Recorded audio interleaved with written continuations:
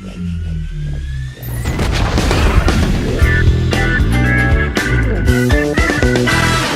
you go. Hey, everybody. Welcome to Wingman's Hangar, episode 60. Did you catch the new beginning? Good job, Morlan. Good job, Morlan. Hi, thank you. If you're new to the show or you don't know what's going on, this is everything about Chris Roberts' epic space adventure Star Citizen. We take an inside look at what goes on a week-to-week basis across all of our studios, from Santa Monica to Austin to England to Montreal to all over Canada, actually, and Mexico. We're spread out, so we got some cool stuff. Stay tuned. You'll get to see. What do we have coming up this week? Well, Moon Collider and the Cathera system. It's an AI system. We're going to get an inside look at how that's going to work in the game. We have a forum feedback with your questions and videos, and an interview with Chief Technical Officer Jason Spangler. What went on this week? Well, we hit 40 million. We got a big thanks to all you folks out there that had it. But be sure to check out that letter from the chairman. Chris, thanks everybody as ever, but also make sure you get your votes in on what you want to see going forward. It's very important that we get your feedback, as we know we're all doing this together. So thanks a lot to all of you. Dogfighting update. What's going on with that? Well, lots of LODs. Damage states created. Well, what's that mean? Well, LODs are kind of like when you get farther and farther away from ships or vehicles or things of that nature. It takes out some of the details, so it allows us to render more objects on screen at once. And damage states we did last week, so you kind of know what that is. Lots of that happening this week. Pedro Camacho is composing the battle music. That's kind of like music will change based on what's going on in your game at a certain time. If you're coming up in a dangerous situation, you'll notice it with the thrilling kind of music kind of thing. Probably not exactly the thing, but something like that. Much cooler, I'm sure. Martin Galway and team are creating all the sound effects for thrusters and bitching Bettys and pretty much everything in the game. That's going to really enhance the experience. John Erskine and Turbulent Web team is building their leaderboard. That's right, we can't have the dogfighting module out there without knowing who's really good at it. And of course, lots of testing. We are testing the bejeebers out of this game, and soon we'll be opening that up to you guys, and so you'll get to see what we're seeing, and it's kind of fun. Can't wait to see it. Also, David Jennison and Brian Brewer visited Infinite Realities over in Ipswich. Flew into Norwich, England, and went to Ipswich. What this is kind of a capture of body and facial capture system, which allows us to put likenesses in the game. This was a $22 million stretch goal of ours, which you may remember. We're going to get that camera system, hook it all up, and put folks in the game. We're going to put real-looking people in the game. Photorealistic. The way to go. Star Citizen, yay! And it wouldn't be a week at Cloud Imperium without the generosity of some of the fans.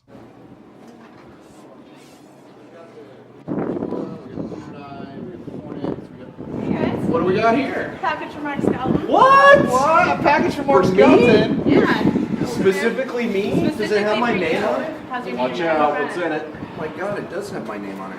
Tick, tick, tick, tick. Here you go, Eric. A security opened it. Alright. Well, it's already, but she's already kind of, let's just shoot. get in there. Yeah, I think Let's see what we got here. Alright, peeps. I'll do the reading. You want to read What? it? All right, you can. My pick! All right, go ahead. Oh, he's getting away from you. Yeah, hurry up. All right. Enclosed, you'll find home-baked molasses cookie made fresh with eggs from our very own free-range chickens. You'll also find a small box for Mark Skelton. We figured anyone who can wear that gold shirt with such pride and deliver hazy thoughts with such perfect haziness would appreciate some homemade fudge. Wait, that means a Thank you, for everybody. East India Interstellar Trading. Thanks, All guys. right, let's see what guys you are got, awesome, man. Check it out. Yes. Oh my God. They can get it on their Kill visit. me. This better have. All right, Mark, man, take a bite and.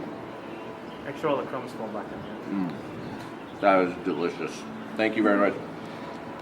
Thanks, everybody. Thank you. Always good to get fudge and cookies, and those were like what they call them, free range hens or something. That's pretty cool.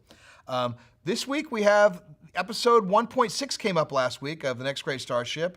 Sandi and the crew got to look at a bunch of new cool concepts for ships, and some of them got eliminated, some moved on. Don't forget to get your votes in for those you want to bring back in the competition in the wild card vote. Speaking of Sandi, she was in the UK for customer service training. We hired 2 new people, Alice Coker and Drumud Dun Keeley. Drumud.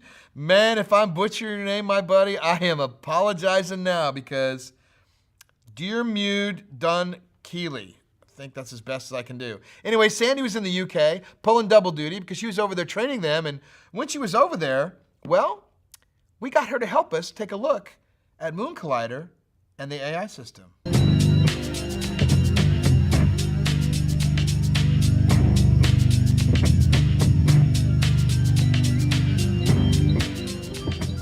Hi everyone, welcome to another edition of Inside Cloud Imperium. For today's show or edition, we're going to take you behind the scenes in what we're doing in AI in Star Citizen. Like everything else in Star Citizen, we're going to try and push the boundaries of what we can do and what's been done before. So we've actually partnered with a new middleware company, and their middleware is called Kythera.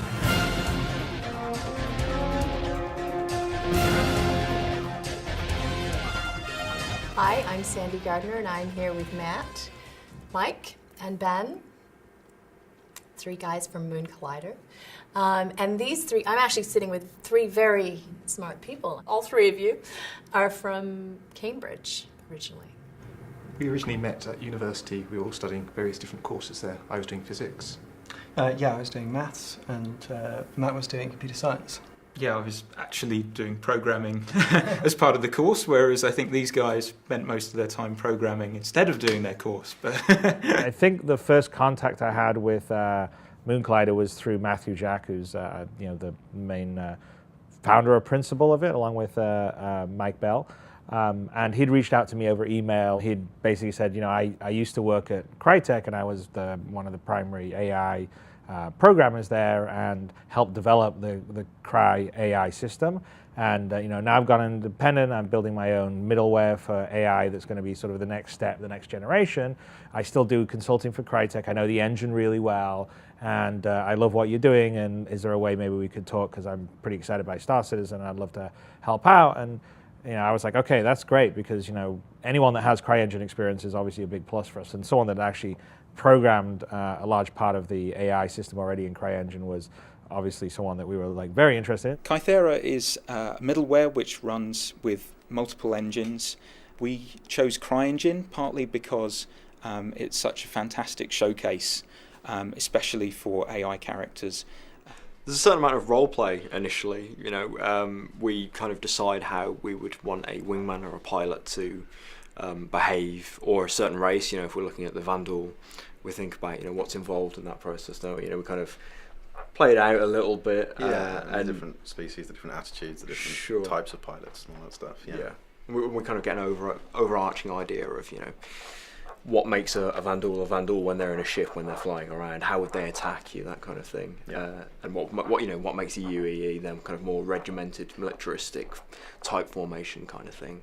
That's a big part of it. I think is getting personality across, because 90% of the time you're going to be seeing not a pilot, but you're going to see him in a ship. So the ship, in a sense, becomes his avatar. It's how you see him in the world. So to really get a sense of personality, we need to make the ship have a personality. The ship needs to move in a unique way for each wingman, for each person, for each race. When a thruster fires on an AI ship, it's actually a thruster firing. It's part of the physical world that the ship is in, and it will affect the way that the ship functions. This kind of game has so many different aspects. So I think if you're an AI programmer, for instance, it's incredibly fascinating and interesting because it's solving a lot of problems on a lot of different levels. It's like a much more complicated task. It's like doing a dive off the top and a triple corkscrew, whatever, and it's a difficulty of 10, not a difficulty of 3 or 4. And some people like to do that, and luckily I think the Moon Collider folks are those people. As an astrophysicist, I was working on simulations of the universe, so running large simulations on supercomputers around the world, trying to understand how the structure and how galaxies formed. So I've gone very much from working on one type of virtual universe to a very different kind of virtual universe with Star Citizen. One of the big things about Kythera is that it's dynamic. What is dynamic navigation? So dynamic navigation is a feature for the first-person combat where AIs will react to the world changing. So if you've got a ship landing in a hangar, then the characters know to route around it instead of walking straight through where the ship now is. Whenever stuff changes, it's recomputed on the fly. And we try and bring that dynamic approach to everything we do. We don't want the AI to be too controlled. We want it to react sensibly to the player. So designers can't specify every single thing this AI will do. We just give it, these are your objectives. Do them in an intelligent way and react to the player itself. We draw these things out, we come up with them so that we can have sort of distinct maneuvers, distinct looks to each of the different species and the different types of pilots, the capabilities and all that stuff. So you really get a sense that all of the different AI across the whole game are real people. They're actual characters piloting ships and walking about and doing all sorts of things, and not just the product of some computer program that's ticking away in the background. One other key system there is just the avoidance.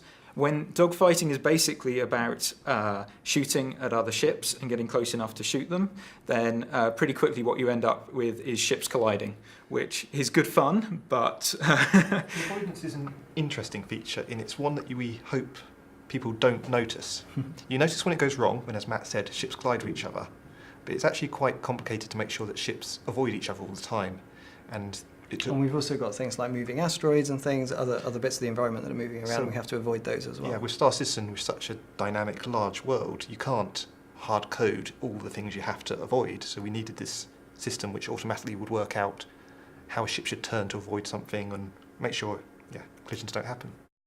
We needed a new AI for Star Citizen because it's doing so many things that, say, CryEngine actually doesn't do it. I mean, because CryEngine is specifically a first-person engine for running around first-person combat, and it kind of handles some other cases. But in Star Citizen, we have travel, between planets. We fly around in space. We have dogfighting in space. We need very sophisticated sort of space-based AI, flight AI. But we also need the meta AI, which is kind of what does that NPC do during the day? Is he, he's a pirate. He gets up in the morning, brushes his teeth, goes to work, raiding some innocent traders, and then after he's gotten his ill-gotten gains, he goes and fences them, and then goes to the bar and has some drinks and celebration and goes to bed. And what is that pirate's life goal? What's he trying to do? Is he trying to build a pirate empire, or is he just wants to be a solo operator? And so there's these different levels of AI that go from sort of the basic sort of tactical, okay, how do I get around a corner, or how do I navigate to somewhere, to like, what am I doing today, or what am I doing this week, or what am I doing this year? They're the guys that have really written the bulk of the system that we're actually using. It's just really been up to us to run with designs ideas internally and work with the Kythera guys to actually get the end product into the game. Star Citizen really has a unique set of challenges, and I think a lot of people might have dreamt of one or two of them, but putting them all together is pretty bold. And I think it's really only because of the backers' funding that's possible. I think with a publisher model, it would be very hard to achieve. But I think with the support of the backers, we can really get there. For us, that's a fantastic opportunity because there are so many different features that we might implement for different games, different genres, and they've really all come together in this one project. So it's very exciting. All right, I hope everyone enjoyed the look inside what we're doing on the AI in Star Citizen. So we'll catch you next time on Inside Cloud Imperium Games. Goodbye.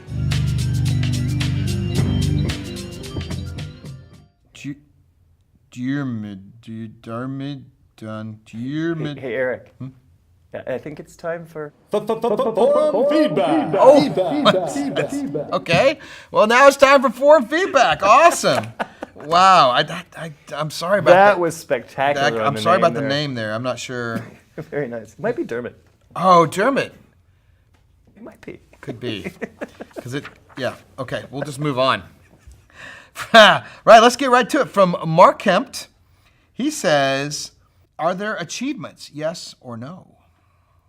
Achievements. So I'm not talking about like Xbox 360 achievements, sure. Right? Where it's just a, ding, you just killed your 20th guy or something. Right. The way that Chris looks at achievements is more in the sense of you can do unique things that nobody else does. Like, you could find a jump point and navigate it. You could kill a certain bad guy. That kind of thing. The Dread Pirate Roberts. The Dread Pirate Roberts, for instance. Yes, that's an excellent example.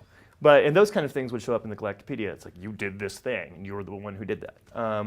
As far as like other types of things you would think of as achievements in other games, there are going to be things you can collect if you travel around the universe. The verse. The verse? Like fish. Like fish. Exactly. Cool. Well, that's a good answer. I appreciate that. From DropTune, you've been testing the dogfighting module across all the studios. Who is the current Top Gun? Well, technically, well, we have been testing the dogfighting module at all the studios. Yes, that's the correct. What's the part of speech I'm looking for? I don't know. The vernacular, I guess. That's better vernacular. Yeah. I like that word. So yes, we have been testing it at different studios. There is not an official Top Gun yet. Although when pressed, Chris did say he is not the best pilot. Yeah, I knew that.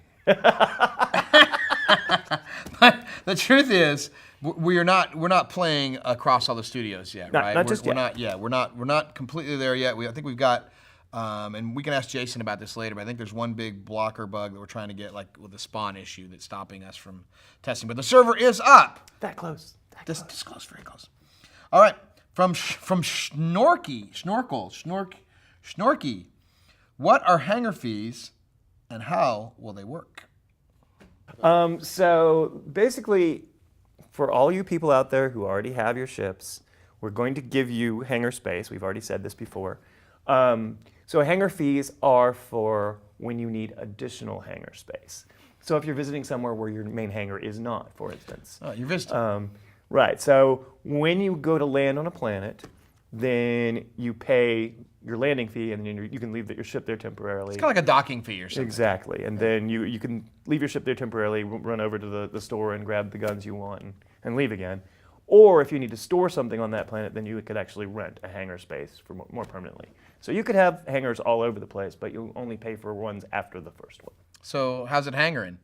Get it individually. Oh, sorry. That's from awful. Angelus, it doesn't get any better. From Angelus Rex, damage states and all, one ship is, for instance, in a severe wreck from a battle. The current owner, being an NPC or player, dies and kicks the bucket. Is salvaging that wreckage considered stealing? No, of course not. I mean, if they've already died and they're pieces of their ship floating in space, free game, fair game. Fair game. Free for all. Cool, fair game. Cool. But don't do any premature salvaging. That's when it's considered stealing. If the guy's floating around in the EVA suit. If the guy's still flying around in the ship, that would be considered as stealing. Right. All right. We've got a video question this week from Pariahs. Take it away.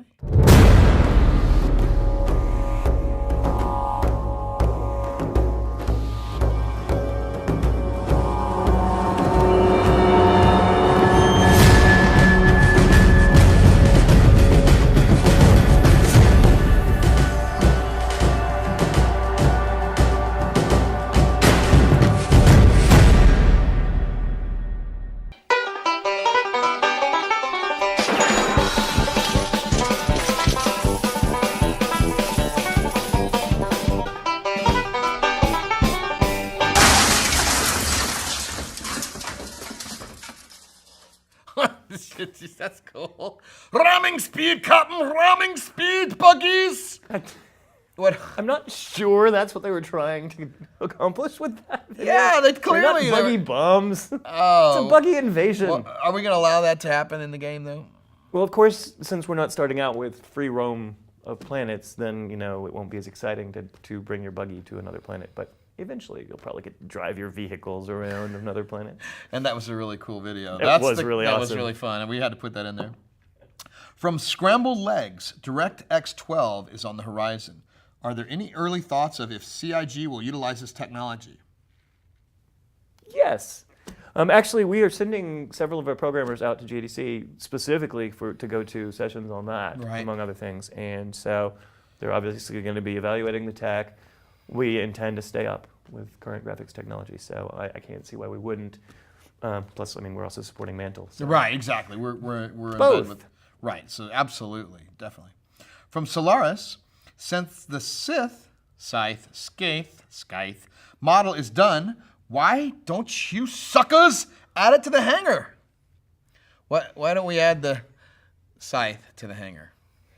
How many ways have you come up with it? I don't know. I'm just going all over the place for that thing. So it's done on the outside, right? But there's a lot more to it than that. I mean, we need to get HUD in there. We need the animations for opening and getting into the ship.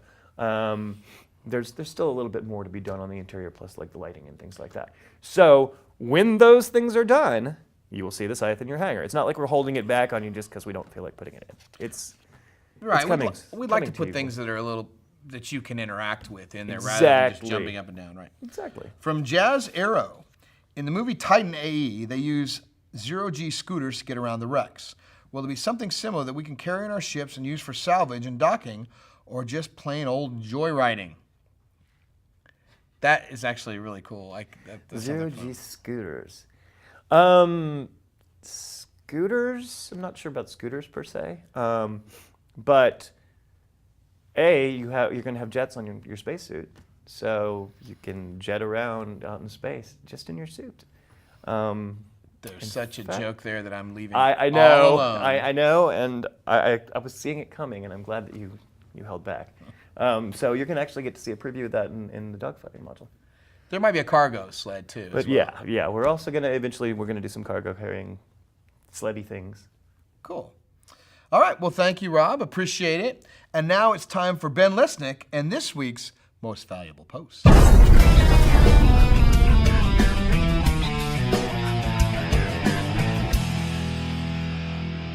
Hey everybody, welcome to MVP, Most Valuable Post. I'm Community Manager Ben Lesnick, and I'm here to tell you what the best post at the RSI forums was this week. But first, I'm joined by a very special guest, Mr. William Lewis, our newest CIG employee. Hello. Why don't you tell us about yourself, William? My name's Will. I'll be the new lead moderator of the forums. I'll be there basically taking care of any questions, any problems, anything that comes up on the forums. And I'm always open to hear any questions or comments you guys have. And what is your username so they can PM you all their problems? That'll be WLewis-CIG. Awesome. Well, let's move into the MVP. This week we're giving it to Feylan for his great thread, What You May Not Know About CIG Developers. This has interesting facts about everybody on the team, so if you want to know what Chris Roberts was into in the 80s, it's the place to check it out. In fact, William selected this as our MVP this week. I'm glad to have helped.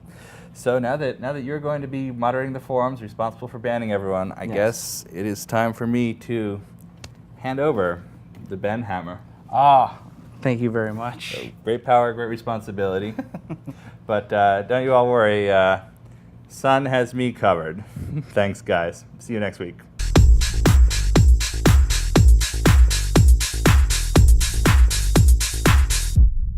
This week's Fan Focus is pretty innovative and very current. Take a look at Aurora Crash by Test Squadron. Here we go. Come on, we can do this. Jeez. Is this thing always as frustrating? Son of a...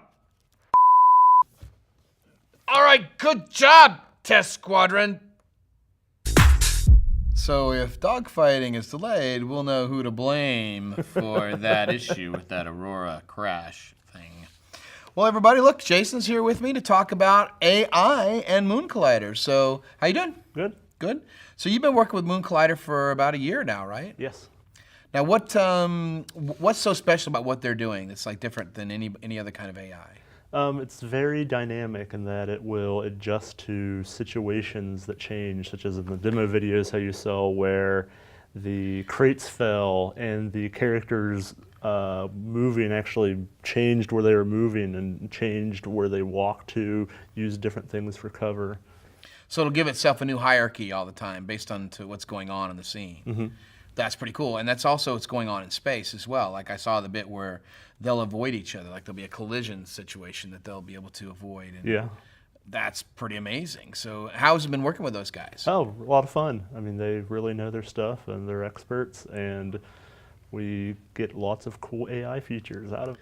So I think the fans are going to really like playing that. Now, I believe dogfighting is going to have some of the AI stuff implemented. Is that correct? Yes, the current plan is it will have where you can fight AI, but we won't have a mix of AI and multiple players together. Right, because that's something still to be done over the course of the years of development on this project. I mean, those guys are really, really amazing, though. And so now, have you been over there to visit them, or I know they've come over here? We've met at GDC and office visits. I haven't been there yet, but I'm looking forward to a trip to the UK sometime. Maybe in the summer when it's a little warmer. That's a good idea. But no, so you've been working with them a year now, and they've come from Crytek, or they started their own company, and they've got their own technology called Kythera, right? Kythera, yes. Kythera, and that's developing that as a middleware product as well. Mm-hmm. So we're getting some benefit here because we're helping them develop this, and they're going to be able to use Kythera for other things. Yeah. So it's like a nice mutually beneficial arrangement. A symbiotic relationship. But we get it first, and it's nobody else has had it. And so what other types of AI do we have? We have obviously the flying in the ships AI. What other kind of AI can the people expect from our game? Now, in the future, they'll see the character-based AI with characters on planet side and such moving around, but then they'll also get to see it in the first-person shooter aspects, like with boarding actions and such, where you have like squad-based AI with and multiple characters in combat and reacting in a realistic manner during the shipboarding. Cool. Will there be crowd AI or AI planet side and stuff? They'll be handling that kind of stuff too? Yeah. That's amazing. You don't really realize that there's a lot of artificial intelligence in every game. And the better that is, the more we can make it less like computerized, pattern-oriented, the more realistic or the more fun it is. I mean, everybody's played the original Nintendos, the Marios, where you just got the pattern down. Do, do, do, do, do, do, you know, right? And we always figured out how to do that kind of stuff. In these kind of situations, this is an AI that is changing, and it's going to adapt to how you're playing the game. So it might not be so simple to get through all those puzzles. Or we even have it where, as like the economy of a planet changes, the characters you might see on the planet and the different jobs they're doing will change based on the changes to that economy. So then you'll see you might have a different AI or controlling that character because they have a completely different profession, or the economy of the planet is going up or down. That's very cool. Now, Rob, I see you shaking your head over there. You've been having a lot of thinking about that, right? Oh, very, very, very much so. That kind of stuff is going to be really cool. Right. As the economy changes, that makes you want to go back as a player to planets later on, or as things change in the verse, right, to find out what's going on. It kind of keeps the game fresh, because every time you land on a planet, it might not be the same exact thing. And I know Chris is big on that. Well, listen, I'm looking forward to that. It's going to come out. We'll have a taste of it here coming up with the dogfighting module, assuming that we're all not stuck playing the Aurora crashed game. Now I've tried it, and I've only gotten 2, but I did a very short try. Did you try it, Jason? Did you? Yes, I also didn't. I tried a short try. I got to 3. 22. 22. Designers. Oh, fair enough, designers. But Jason, you kicked my butt too. You were a whole 50% farther than me. So I'm going to have to go back and try a little bit of that later. So listen, I want to thank subscribers and pledgers, and obviously Jason and Rob for joining us today. Thanks to Sandi and Chris for that great Moon Collider AI thing out in Glasgow, Manchester. It was actually in both places, so I don't feel too bad about saying that. Coming up at CIG this week, well, we've got the next great Starship 1.7 coming up this Friday.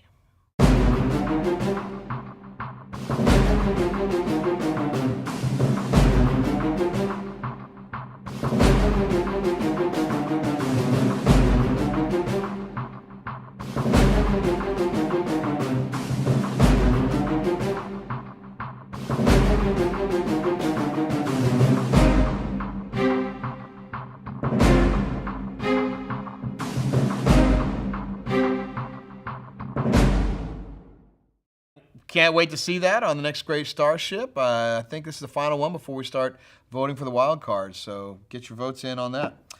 Coming up next week on Wingman's Hangar, full performance capture. We've talked a little bit about it. We shot it. It looks really cool. We're going to talk to you guys about the challenges it takes to do a full performance session and how cool it is for the game itself.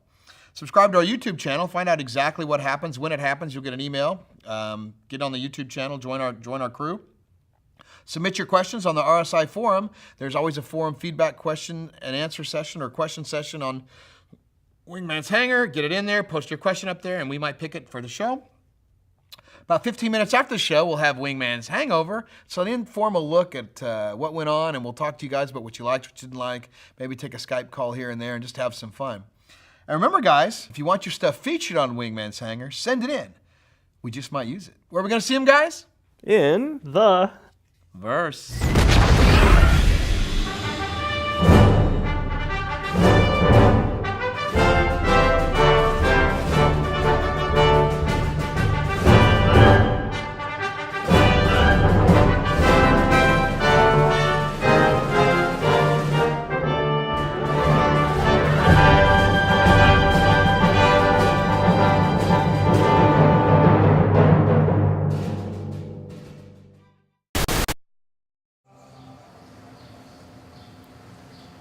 Are Waldo and Carmen Sandiego trained by ninjas?